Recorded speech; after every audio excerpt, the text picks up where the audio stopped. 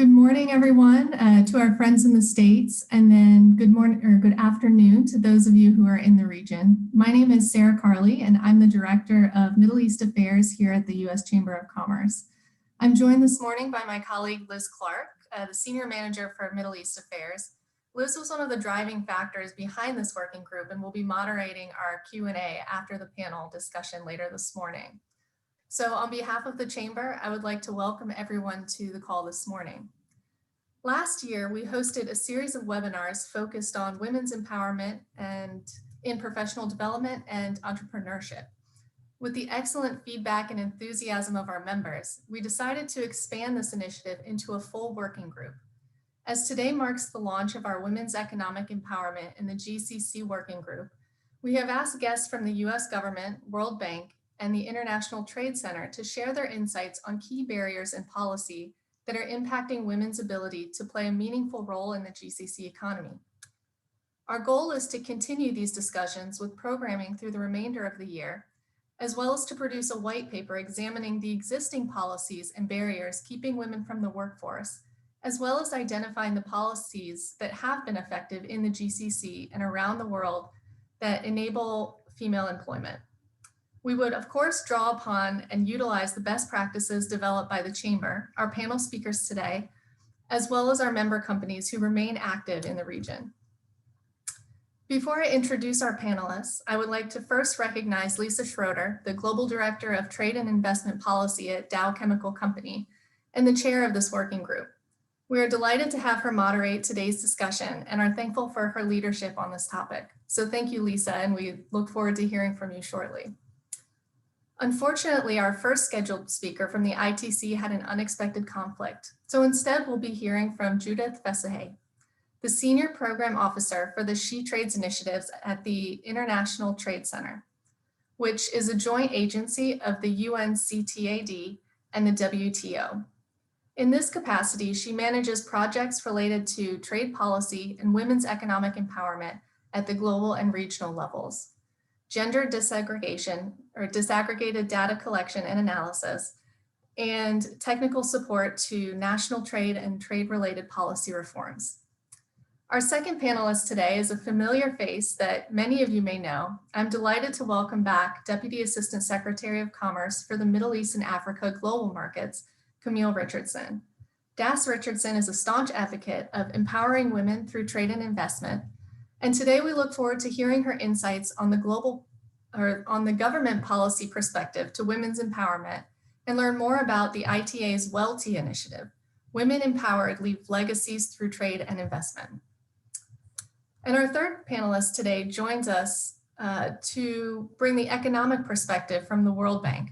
Tea Trumbic is the program manager for the Women, Business and Law Project at the World Bank's Development Economic Vice Presidency, where she leads a dynamic team to produce data and measure how the law impacts women's economic empowerment or economic opportunities in over 150 economies.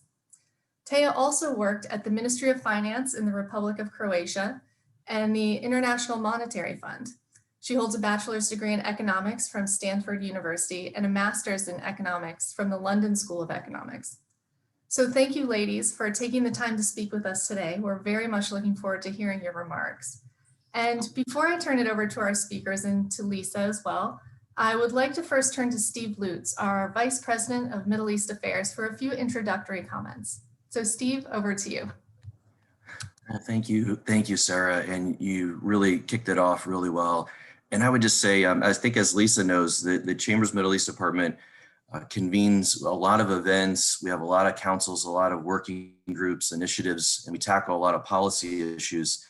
And they're all important. But if I think of today's event and this new working group and the particular issues and opportunities that it's going to look into and explore and tackle, I think it's incredibly important, to the U.S. economic interest in the GCC, to the future of our commercial relationships out in the region and the success of our member companies. And really, it's really going to be vital to the work that the Chamber does across all of those different issues in the GCC. So I want to congratulate and really commend both Sarah Carley and Liz Clark from our team for organizing this new working group, and also to echo and thank Lisa Schroeder and Dow for leading the working group as the chair. And of course, many of our member companies who have agreed to step up and participate and contribute with ideas and policy recommendations. The reality is we know that the economies which empower women to actively contribute to their economies and bring their ideas and skills and leadership to the table, those economies are going to be far more competitive and successful. And I know that we have many member companies that, as Sarah mentioned, are leading by example, and that the working group will be a platform to showcase best practices. But what really I find exciting is that the working group will be actively engaged in what the chamber does best, which is digging into substantive policy issues and looking at how we can create a better equality of opportunity for women in the workforce in the GCC, but as well as entrepreneurs and business owners and contributors to the economy in all of these really important markets. So thank you. And Sarah and Liz, thank you for organizing this, and Lisa for chairing it. Sarah, I'm turning it back to you. Thank you. Wonderful. Thank you, Steve, for the kind words and also for the introduction.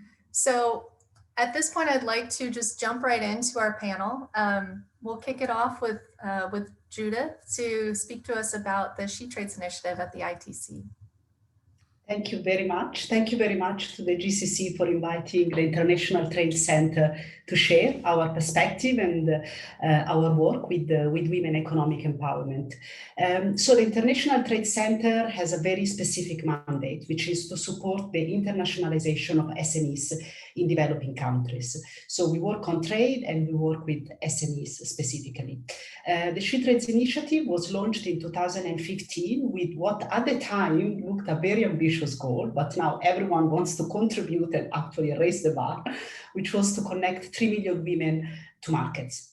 When we started this work, the issue was relatively new actually, and many people thought, why trade? Why do we need a specific program for women? I will say that now everyone is past that, and now everyone is thinking how to contribute, what are they going to do within their business, within their government, to make sure they also contribute to SDG 5 with trade policy instruments. So we do a number of things within the She Trades Initiative. Number one, we work directly with women entrepreneurs on the ground in a lot of countries in Asia, in Latin America, and in Africa. And we basically help them with the skills and the resources they need to succeed in global markets.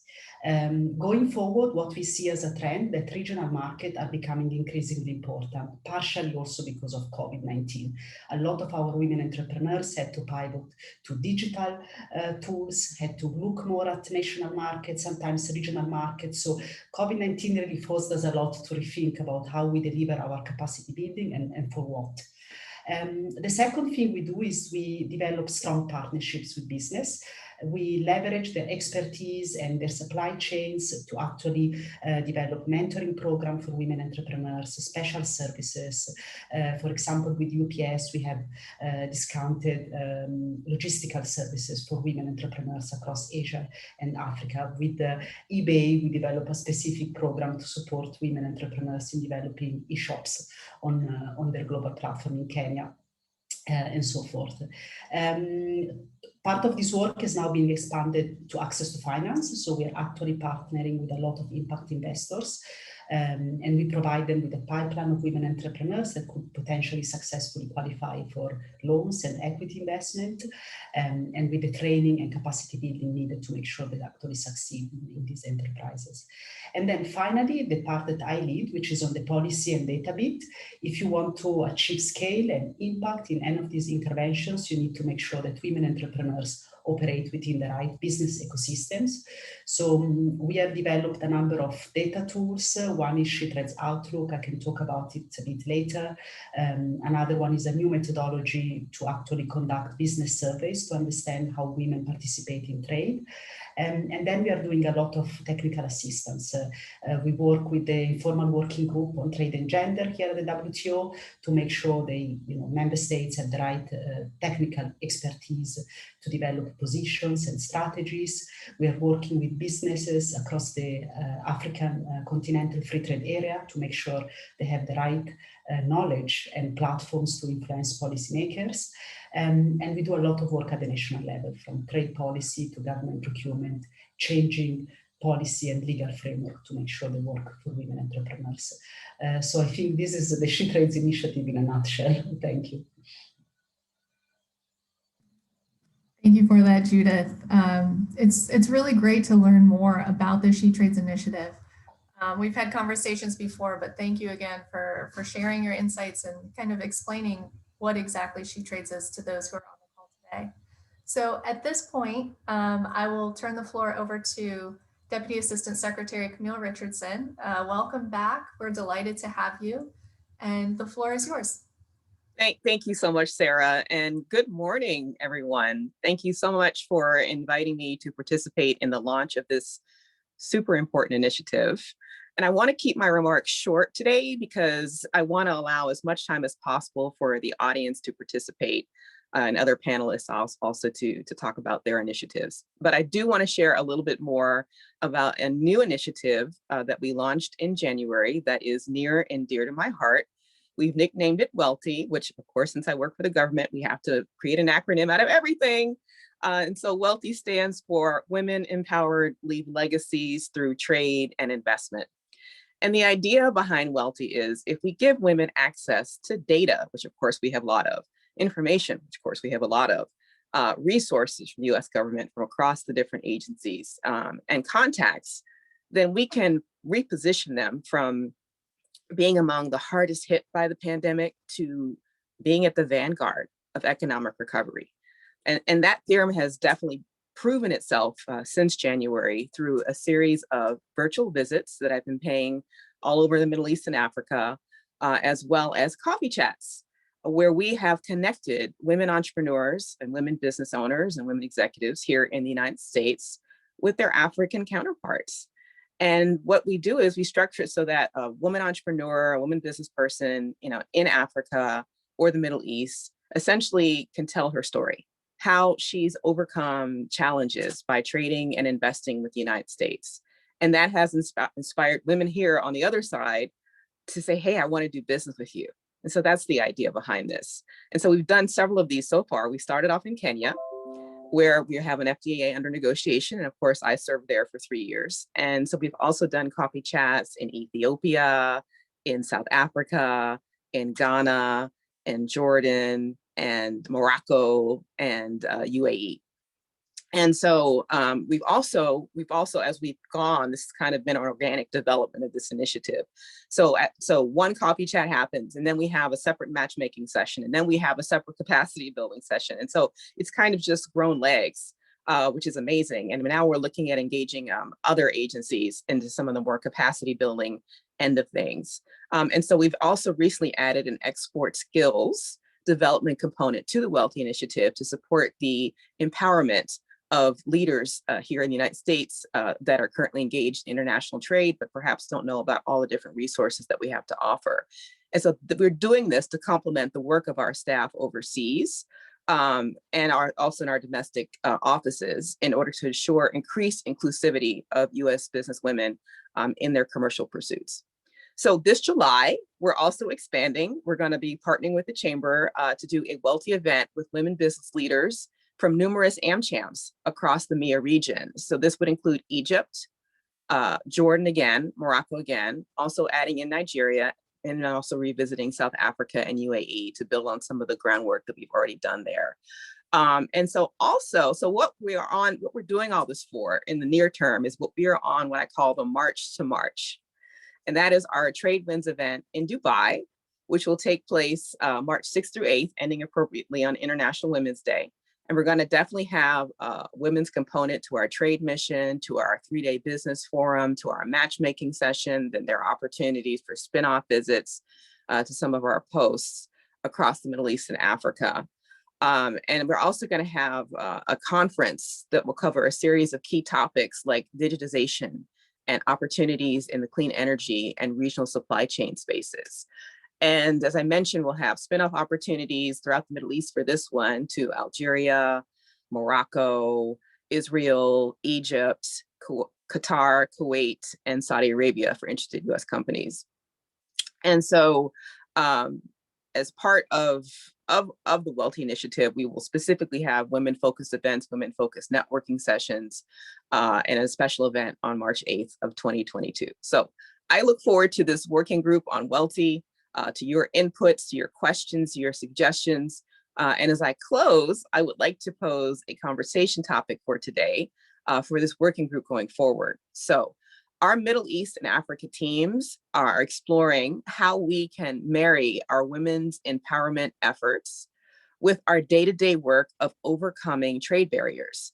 And so what we're trying to answer, how can we simultaneously promote women's empowerment and ensure a level playing field for US companies in areas such as IPR, standards, good regulatory practices, or other key trade policy areas. So thank you again for the opportunity to join this panel, and I look forward to hearing your feedback. Thank you. Thank you, Des Richardson, for that very informative presentation, and thank you again for sharing about the new Wealthy Initiative. I think you bring up an excellent point as well of how do we marry, this grassroots level, the programmatic level of empowerment with the policy aspects of it, and really impact from the broader perspective of how do we change the mindset through policy. And so I think that that's where this working group provides, an excellent nexus for the programmatic side and the policy side for the governments as well as the private sector to work together. So thank you for bringing up all of those points, and we're excited to work together in the future.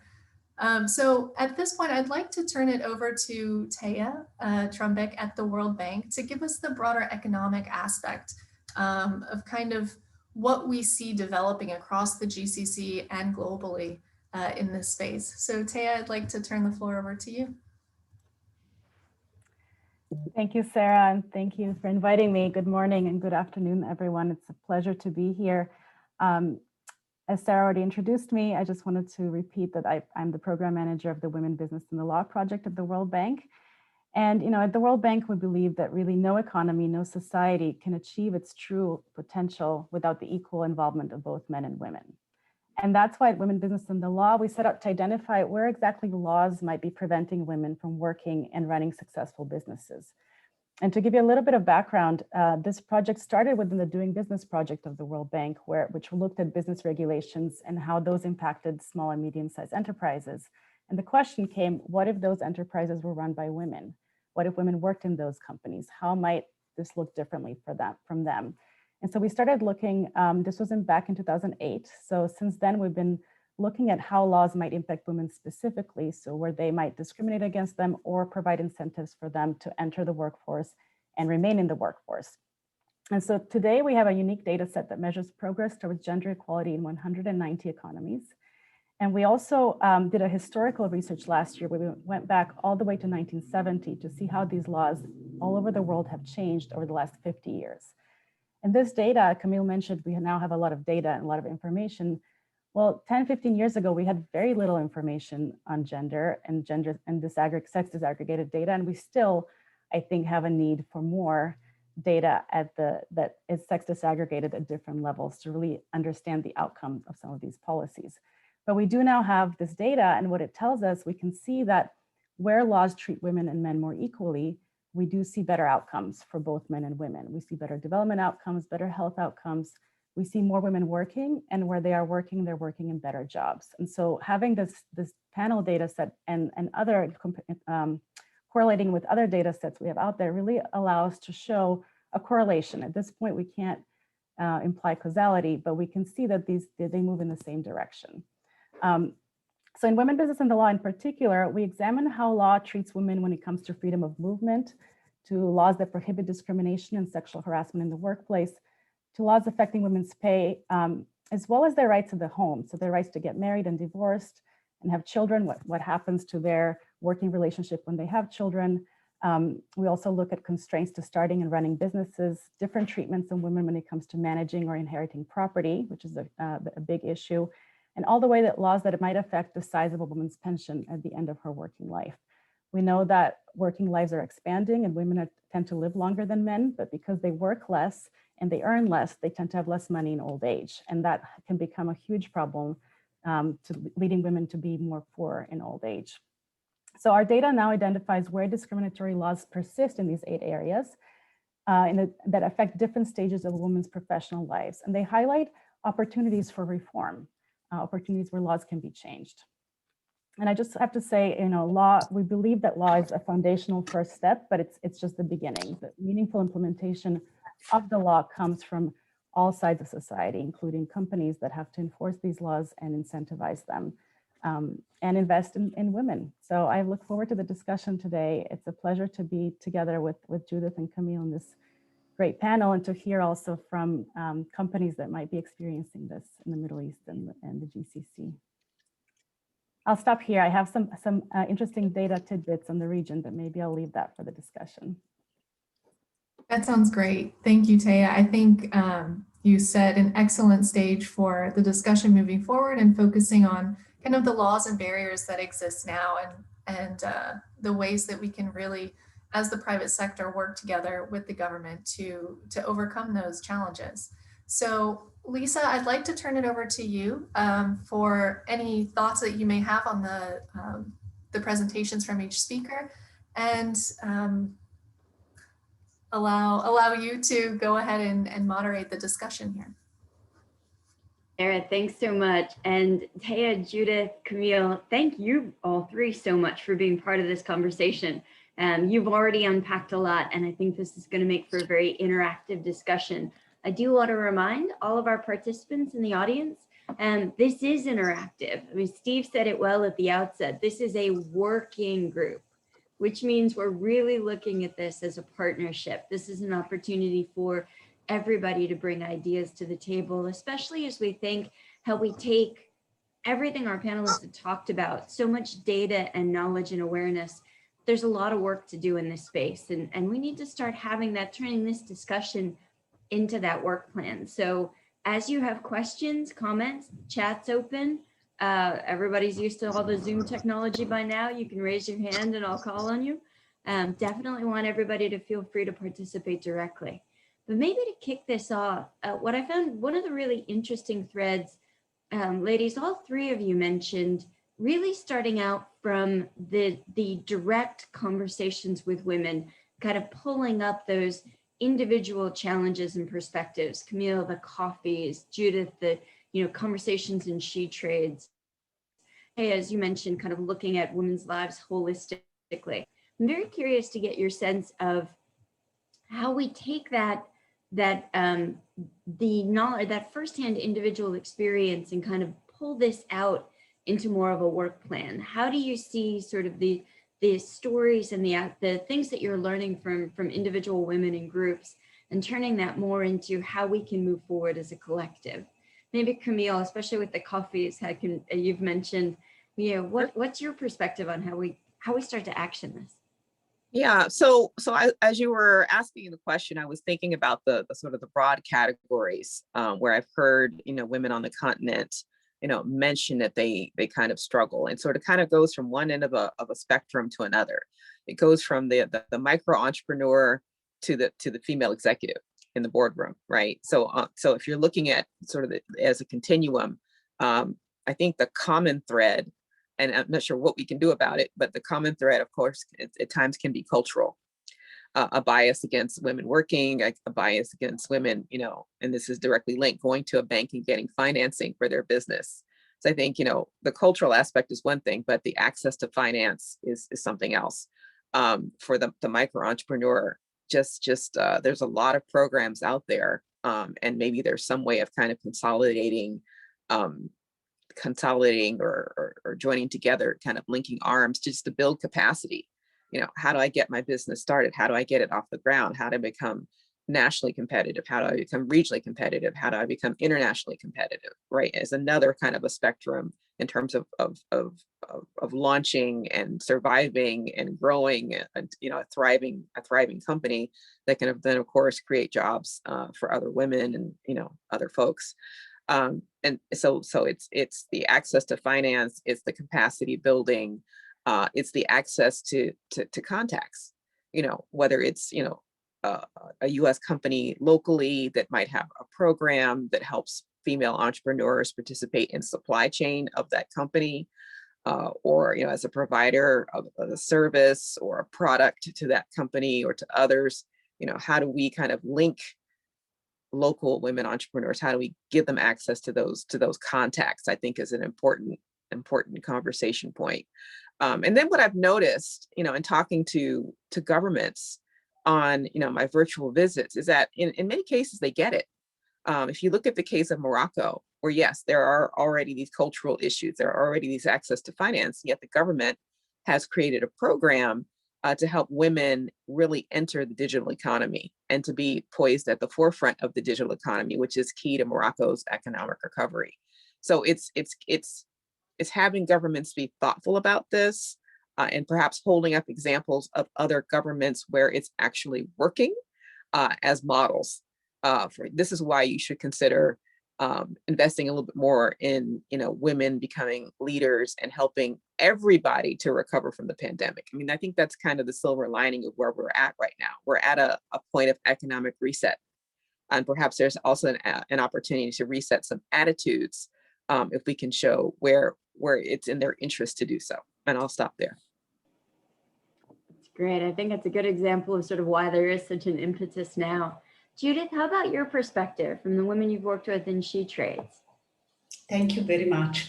Now, I think this is a very relevant question, right? Because we do a lot of policy work, but we want to make sure that this is impactful and it actually addresses the priorities of women entrepreneurs, because there are a lot of issues, a lot of gaps, and we need to make sure that we are hitting the right spot.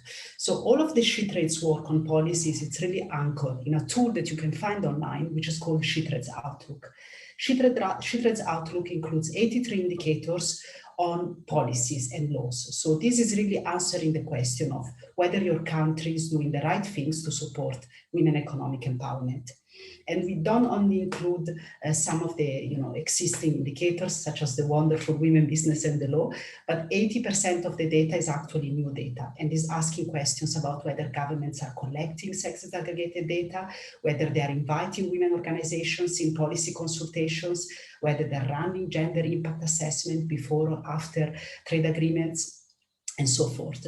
So the issue of how to make sure that this is relevant for women entrepreneurs on the ground was really clear to us from the onset. So what we did is we made sure that as far as our main tool is concerned, the data, the final output, it's as important as the process of how we get there. So when we developed the tool, we spent 5 months consulting women organizations across 22 countries to make sure that we were getting the indicators right. And we really asked them, are these the indicators that matter to you? Are we asking the right questions? Does it apply to your country, to your priorities? After these 5 months, we rolled out. We now have 38 countries on board, from developing countries to developed countries. But what is very fascinating, and to be honest, I did not expect it at the time, is that when we start the data collection in a country, we go in there and we have a stakeholder consultation.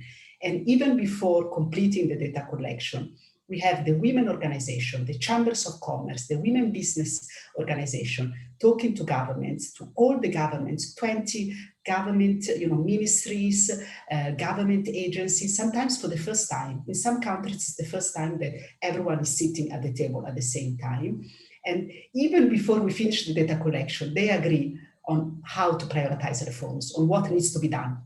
And in one country in particular, in one African country, in Ghana, it was spectacular because the Minister of Trade presented their new SME policy and they realized they didn't incorporate the perspective of women entrepreneurs at all. And on the spot, on the same day, they agreed that they would develop an implementation plan for the policy focusing on women entrepreneurs and women-led SMEs. So Absolutely, participation, consultation, co-developing on solutions, finding innovative ways to address problems together. I think this has been our experience, and it has worked very well, especially with governments that have a very strong commitment to this, but they may need some support on how to do it, on how to operationalize this agenda at home. And I think that's a great point. I think we've been reinforcing that throughout this too. It's really about that implementation angle. And Taya, I'd be interested, as Judith was just mentioning, that translation of data into priorities. Clearly, with all the work that you've been doing, how do you see that kind of crystallizing, impacting even the bank's agenda? No, thank you for that question. It's really an excellent discussion so far. I do think having data to showcase progress and also to compare countries really helps drive this reform effort. So to prepare today for this talk, I was reviewing some notes that I had prepared for the GCC for a different meeting 2 years ago. And just in these last 2 years, there's been such a big movement and change in the region. So 2 years ago, the GCC economies had an average in our index of 34, which means that women had just 1/3 of the legal rights that men have on average. Today, because of reforms that have been really, there's been a big reform momentum in the region driven by the UAE, Saudi Arabia, Bahrain, who have introduced these gender councils and gender committees that are really looking at the legal discrimination and changing laws. The region now has an average of, the GCC region has an average of about 50. So women now have half the rights, which is still shocking. I think that today women have only half the legal rights that men have in the region, but there has been a huge progress. And back in 2019, when I looked at the past 10 years, there had only been 5 reforms in the region in the areas that we measure. In the last 2 years, there have been 26 reforms in this region. So there has been attention paid to this. And I do think having more data and more comparisons and being able to see what other countries are doing has driven a competition in the region to showcase. The second thing I think is, the GCC countries have to diversify their economies. The oil prices were going down, and at some point they needed to, started having to think about where else could they diversify their economies, and having half of their population not able to participate was really, I think, seen as a disadvantage. And so I do think there has been a recognition that, some of these purely discriminatory laws that don't allow women to work in certain jobs, or not having equal pay have been seen as a real disadvantage. And just on a global scale, there are 88 countries that have discriminations in the law on the type of jobs and hours that women can work. And there are 100 countries in the world where it's still legally okay to pay women less for work of equal value. So that's at a global scale. And in this region in particular, I think this is becoming a big issue. And as we were talking about COVID-19 and how that has thrown us for a loop, I think it has really exposed these inequalities that have set women back, that have segregated them to certain professions, and that I hope, as I think someone had said, we can use this opportunity to really rebuild better and think about women in this rebuilding and how we can build a better infrastructure for women to participate more fully and to be able to balance different aspects of their lives. Yeah, that is perfect. That's a great summary of basically our mission statement, right? What we're hoping to achieve here. Yeah, I'm curious because you've all mentioned the role of women stakeholders too in getting women's groups and the communities involved. And full disclosure, I know several of you on the participants list know that I've been very active, like in Women in International Trade here in DC, which we've been honored to partner with ITC and the bank on several of these women's empowerment discussions.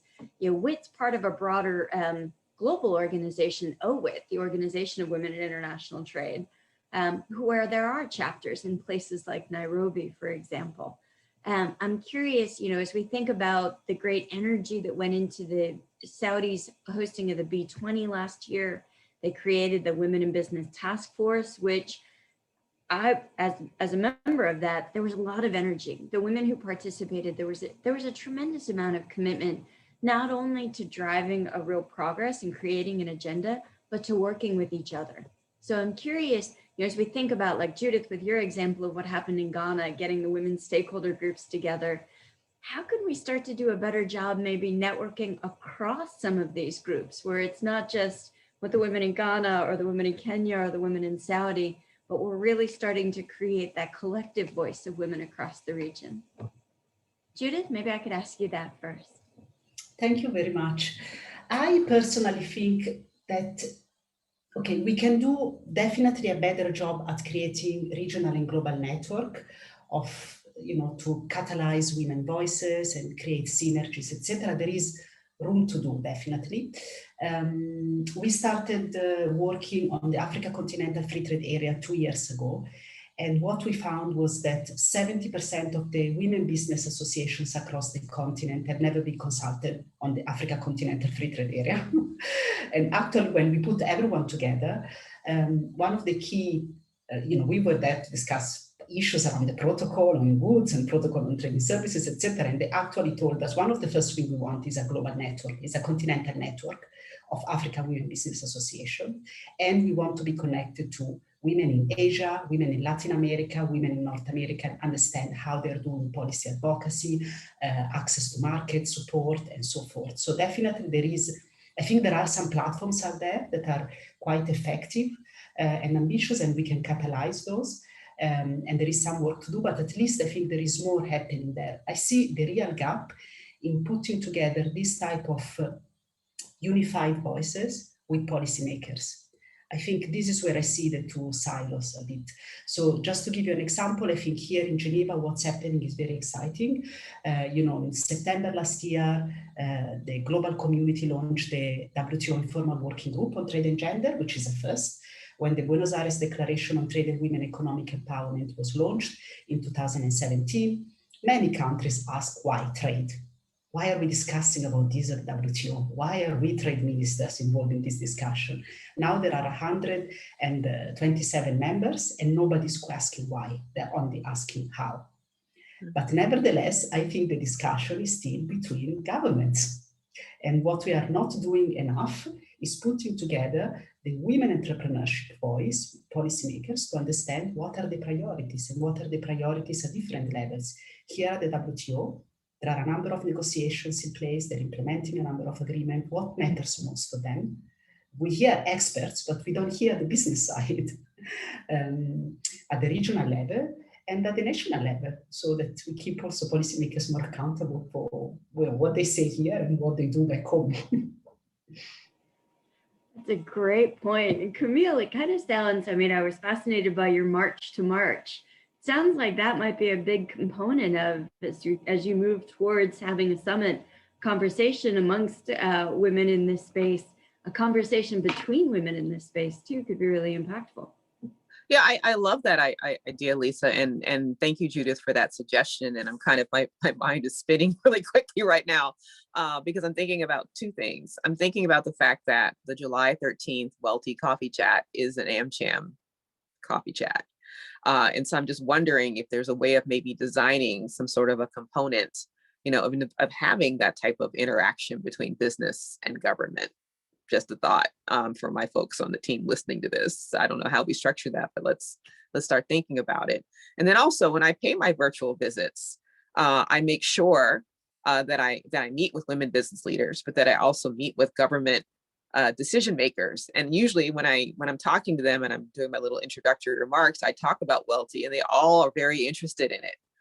So maybe there's something that we can capitalize on there. I have future virtual visits planned, as part of the March to March, making that connection between women in business and between government policymakers. I don't know how, but I think that there are already two things going on that we can figure out how to leverage. No promises, but it's something I think that we can consider how we do.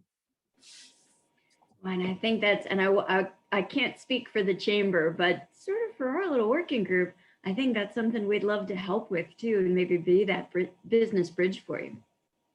That'd be amazing. Absolutely. I think we can be helpful in that space. And I know I saw Jim Kramer joined our call too. So not to call out anybody on the team, but I know we've had some really constructive conversations about starting that kind of relationship. Taya, maybe I could ask you too, just sort of in this space, given that the bank does so much in capacity building, what we've just talked about too, between the networking and the connectivity of these women's groups, but also that concept Judith was talking about, how we help women entrepreneurs kind of understand and engage with their policymakers. Do you see a role for the bank in there? Yeah, certainly I do. And I think that, you know, we have done some capacity building of advocacy groups in Africa to leverage the data that we have that they could use in their advocacy. You know, a lot of times some of these laws remain unused or silent. And I think the first step is to pass the good laws, but once they're there, they need to be used. And so encouraging and seeing examples of how these laws can be used to enforce rights or to obtain certain rectification, you know, some certain injustices being rectified, I think can really help showcase how the law can be a powerful tool for women's economic empowerment. And I think, you know, a few years ago, there were no laws in the GCCs that protected women from discrimination and access to finance. And now several countries have passed those laws and regulations that specifically protect women from discrimination when they're accessing finance and credit, but they need to challenge these now. I think that the protection exists, but it needs to be used. And I think having more conversations about this could help bring this to light and for others to have the courage to step forward and use the law. I think that's a great way of sort of crystallizing that idea. And I know that we have, I don't want to monopolize, so I know I haven't seen any questions coming through in the chat, but I think, I know we've got a couple of folks teed up to kind of weigh in on the discussion. So Sarah, maybe you want to call on some of our other members? Sure, I'll actually turn the floor over to Liz Clark, who will be taking care of our moderating of the Q&A and our private sector as well. So Liz, the floor is yours. Yeah, thanks, Sarah. And I just want to take a second to quickly thank all of our wonderful panelists. This is the conversation that we at the Chamber have been hoping to have with this initiative. I think the sweet spot that the Chamber really has is that connection with policymakers and industry. And so a lot of what you guys are talking about is something we hope to be filling through this work. And one of the important aspects I think a few of you have mentioned is the private sector, U.S. private sector contributions to empowering women. So many of the companies that are on the line today that we work with every day are doing quite a lot to help build capacity, help train women, bring more women into the workforce. So we would like to turn it over to a few of these companies just so they can highlight some of the things that they're doing. It's always great to highlight some of these best practices and comparisons, as you were all saying too, of what companies are doing. So I would like to turn it to first Tala Alem from PepsiCo. Go ahead and you can say a few words. Hi, everyone. Thank you so much for having me. It's amazing. I'm so happy to be part of such an important working group and in such an important dialogue as well.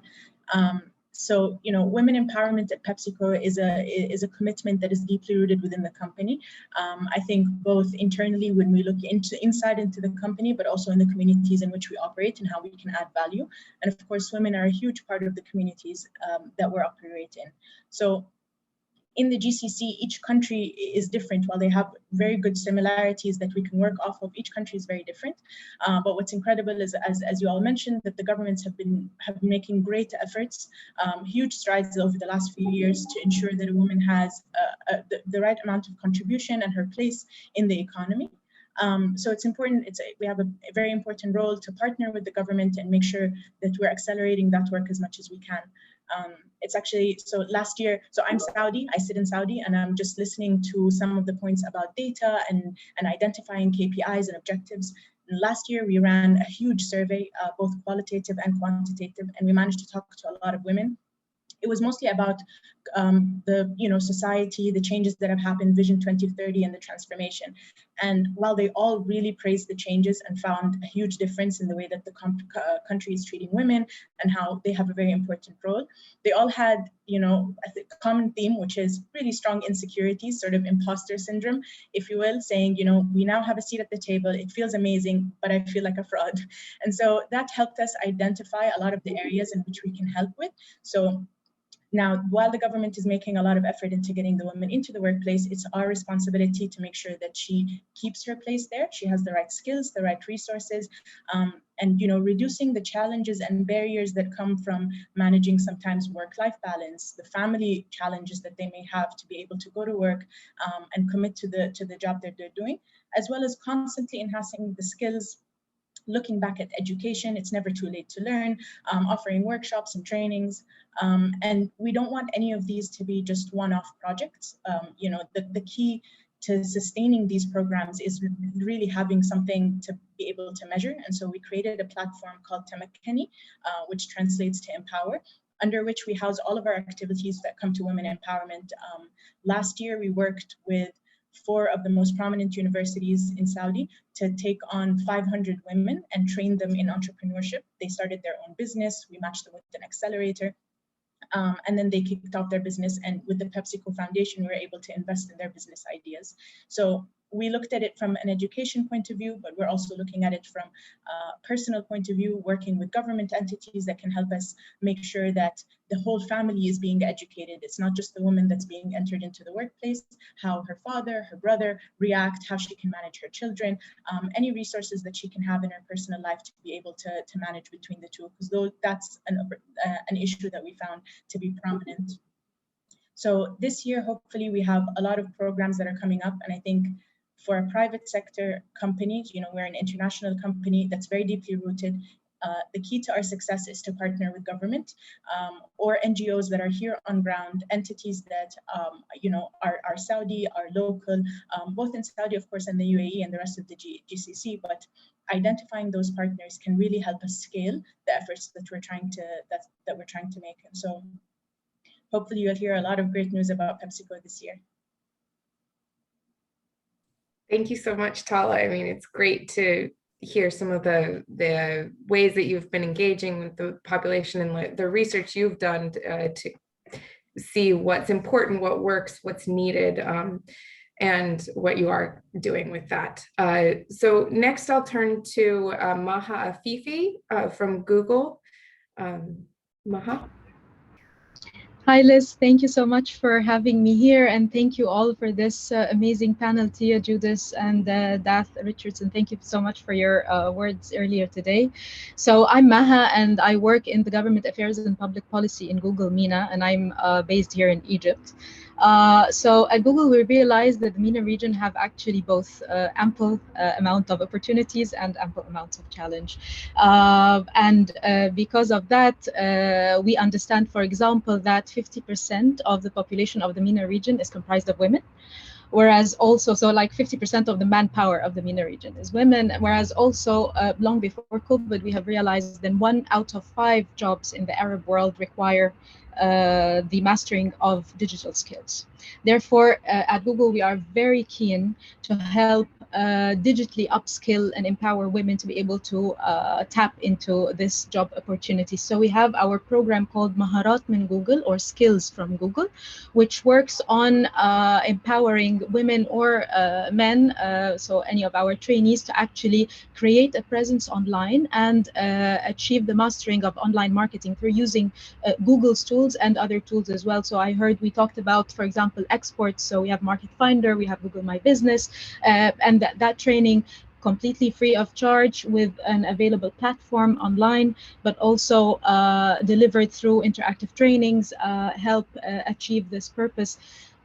In the MENA region, in the past few years, we have trained up to 1.5 million trainees. 50% of them are actually women.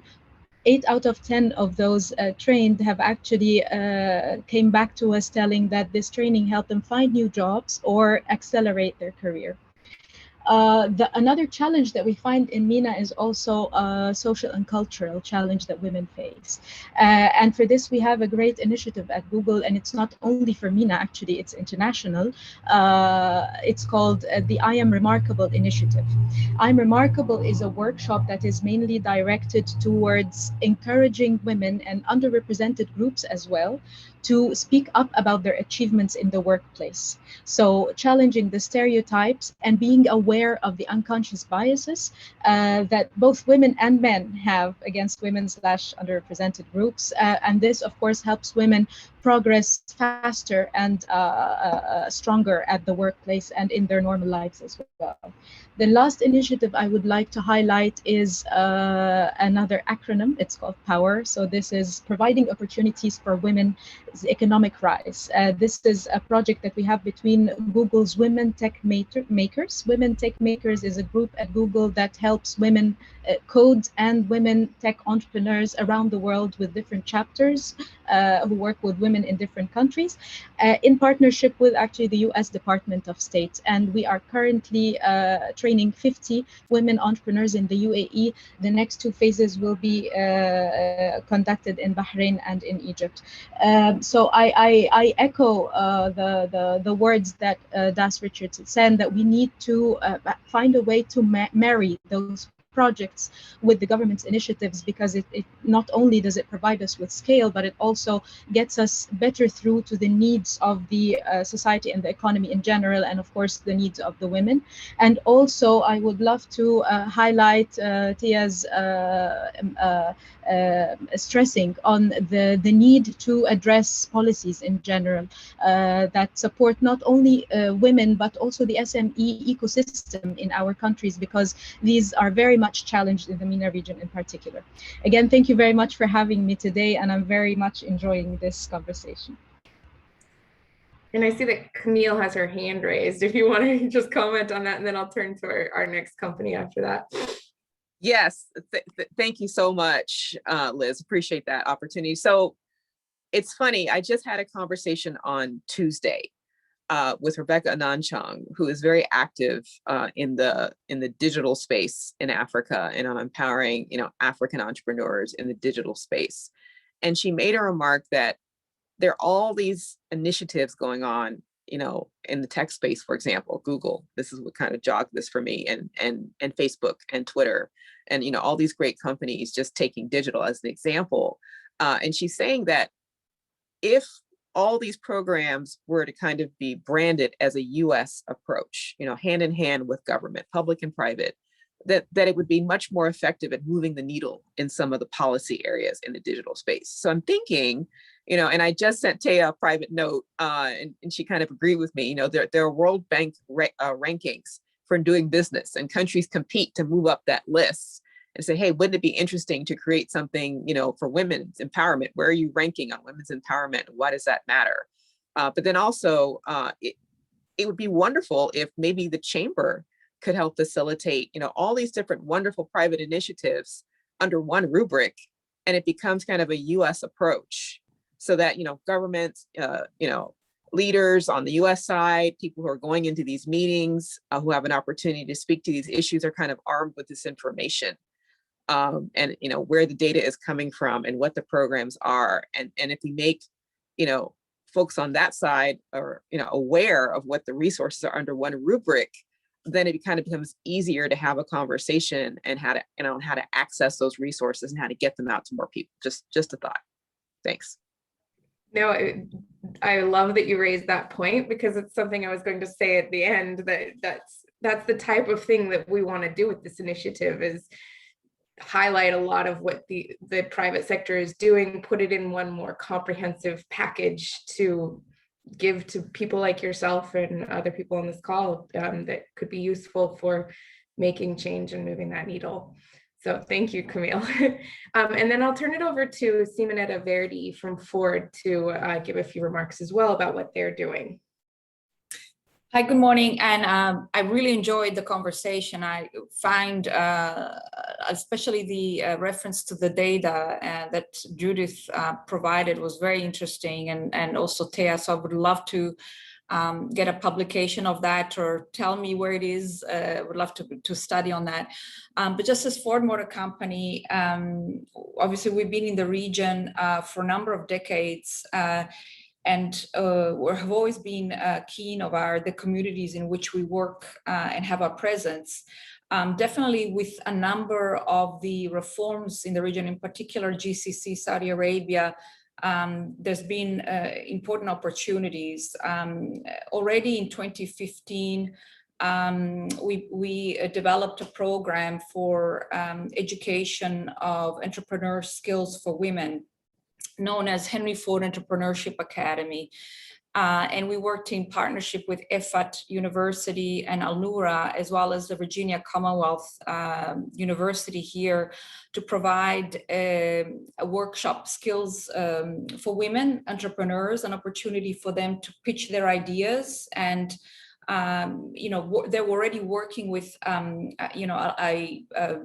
a startup idea, and that they wanted to make sure that it could be marketable or go to market. And so this workshop provided a number of the options to them, and also understanding on financing, the very practical matters, because their ideas were really excellent. So since that time, we've expanded the program also in UAE, and it's in North Africa, in Morocco. So it's been very, very successful. Of course, hand in hand with that, in education comes transportation. Obviously now we're all working from home, but transport is still an issue, and was obviously in Saudi Arabia for women who could not drive. So when the reforms came to bear in 2018, we provided some of the Driving Skills for Life program, which helps to educate the women into these driving programs so that they can be able to access transportation independently as they need to go to the workplace. So that's really essential. So the transportation piece is also essential within that context. Understand that things may be shifting now into more of a hybrid, but still in a number of in these markets, it's really important to sort of the workplace is a kind of a location. So we need to also keep that in mind. But happy to follow up with any questions. And I really enjoyed the conversation. Thank you. Thanks, Simonetta. And on that note, being aware of everyone's time, I know that we're reaching the hour mark. So I think I'd like to turn it over to our panelists for any final concluding thoughts. And then we would plan to be in touch with all of you. We want to do regular meetings like this and really make this a useful group that is being put together. Judith, if you want to begin. Thank you very much. I will conclude maybe with two messages. One is on the partnership side. I hear a lot about the potential partnerships and the power of partnerships. One of our key partners is Dubai Exports. We have a SheTrades hub hosted by Dubai Exports, where they're doing lots of fantastic work, including working with corporates. So it's a regional hub. It's for the whole of the MENA region. Reach out to them if you are interested in expanding your current initiatives. We will be delighted to work with you. And with them, we're actually working on SheTrades Global, which will happen later this year. It's part of the Dubai Expo initiative. It's part of the Women Pavilion. There will be a bonanza of events, B2Bs, all sorts of things, and a lot of partners are going to showcase their work from across the world. Again, please feel free to reach out to us if you are interested in launching an event, joining. It's a wonderful opportunities for women from the Gulf to meet women from across the globe. And then the second message is I share the link for SheTrades Outlook. We have run it in 38, now South Korea and the UK are joining, so it will be 40 countries in the next 2 months. We are going global. If you can advocate in any way for the governments from the region to join Outlook, we will be delighted to bring them on board. Thank you so much for inviting us to this wonderful discussion. Thank you for the other panelists. Thank you, Lisa, always for the very fruitful collaboration we had over the years. Thank you. Thank you so much, Judith. Camille, you want to have any concluding thoughts? Yes, so I just wanted to highlight the fact that my organization, the U.S. Commercial Service, is the foreign service arm of the Commerce Department. And not a lot of people know about us, but the reason why we are effective, we're lean and mean, and we operate on a shoestring at times, is because we know that we can't do this alone. We're always looking for new ways to partner with the private sector to move the needle. And in this particular instance, certainly the U.S. Chamber and the AmChams have always been great partners. But I would just like to invite everyone, and I don't know, you guys can at the chamber can decide how you want to do this, but if there's something that you want us to highlight in our July 13th series or in any of the coffee chats or any of the visits moving forward, just send that in. It's sort of an open ask. And you at the chamber can decide who would be a good point of contact for that. And then let's have another conversation, share that information with us, and let's figure out kind of what we can do and how we can do it on the March to March. Thank you. Definitely, we'll definitely be in touch and love to partner with you on that. And Taya, we'll turn it to you. Thank you so much for including me in this discussion. It's been really exciting, and I really look forward to seeing what's next for this working group. If I can just end with saying that, we have seen some reforms happening recently, but it has been slow and it has not been enough. And I think if this last year has taught us anything, it's that we can't wait that long. And I think we can learn together here. I think the United States has a lot to learn also. We've seen a lot of women leaving the workforce in the US due to inadequate childcare and paid maternity leave, paternity leave, parental leave policies. And I think there's a lot to be done both in the US and in the GCC. And so I think we can think more about that. And the World Bank will be doing a lot more on childcare going forward. And Women, Business and the Law is looking at legal frameworks related to childcare so that it isn't seen as a barrier for women working. And so I'd be really interested in staying in touch with this group and really hearing more from the private sector and on how they're using their voice to advocate for change. And I think it's a very important voice, not only to call out governments and reforms that need to be made, but then also to implement those policies on their own with their own employees and encourage more women to enter this wonderful space. Thank you so much. Thank you, Tia. And I want to turn it for any final last words to our fearless leader of this initiative, Lisa Schroeder. Do you have any concluding thoughts? Just to say thank you. I mean, thank you obviously to our incredible panelists, Liz, Sarah, to you both for organizing this discussion, and especially for the great audience. I love that everybody brought ideas to the table, demonstrations of how we're trying to move the needle in this space. And I think it gives us a lot to work with going forward. So this is an exciting time. We said that at the outset. I think, Camille, you coined the phrase, this is time for an economic reset. And there's an opportunity in that where we can really do right by a community that should have full access and be able to fully integrate into the global economy. And that's the women's business community. We look forward to our next steps. Thanks, Lisa. And with that, we'll conclude today's discussion, but we really hope this is an ongoing discussion with the panelists, with everyone on the line, the companies that spoke about what they're doing in the region. It's all very inspiring, and we really hope to make this an impactful group that we're putting together. And so we'll be in touch about next steps and look forward to working with you all. Thank you so much. Thank you, everyone. Thank you. Bye. Have a nice Bye-bye. day. Have a good day. Thank you. Have a nice day.